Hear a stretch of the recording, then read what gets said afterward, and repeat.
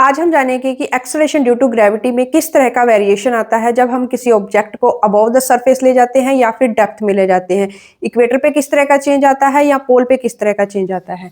अब देखिए, जो हमारी acceleration due to gravity at surface पे जो इसकी वैल्यू होती है वो होती है Gm/r का स्क्वायर। m यहाँ पे मास ऑफ द अर्थ और r radius of the earth होती है।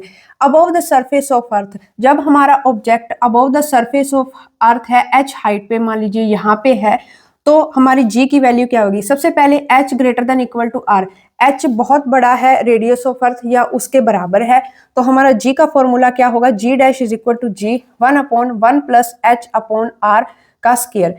h यहाँ पे वो हाइट हुई सरफेस से जितना हमारा ऑब्जेक्ट ऊपर है।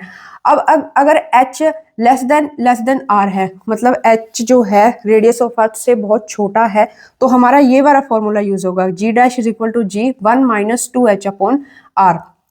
Below the surface of earth, earth के सरफेस से जब हम बिलो जाते हैं तब भी हमारा g वेरी करता है। g कैसे वेरी करता है, h हाइट बिलो हम गए, r यहाँ पे वो रेडियस है जहां तक हम नीचे जाते हैं सेंटर से। g डैश की वैल्यू क्या आएगी, Gm/r अपॉन r का क्यूब, और या फिर g dash is equal to g 1 minus h upon r। h वो हाइट हुई जितना हम नीचे गए, जैसे जैसे हम नीचे जाते हैं वैसे वैसे g की वैल्यू डिक्रीज होती है, और यहाँ पे भी जैसे जैसे हम ऊपर जाते हैं तो भी g की वैल्यू डिक्रीज होती है। अर्थ की शेप की वजह से भी g की वैल्यू पे फर्क पड़ता है, क्योंकि हमारी इक्वेटर की रेडियस ज्यादा होती है और पोल की रेडियस कम होती है। इक्वेटर की रेडियस ज्यादा होगी तो वहां पे g की वैल्यू कम होगी, पोल की रेडियस कम है तो वहां पे g की वैल्यू ज्यादा होगी। अब variation in g due to rotation of earth, जब अर्थ रोटेट करती है तो हमारे ऊपर एक सेंट्रीफ्यूगल फोर्स लगता है जिसकी वजह से g की वैल्यू में चेंजेस आते हैं।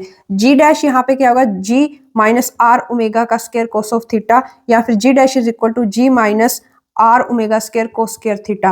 r यहाँ पे ये वाली रेडियस है, थीटा यहाँ पे वो एंगल है जो इक्वेटर लाइन के साथ हमारा m सेंटर से मिलता हुआ बना रहा है।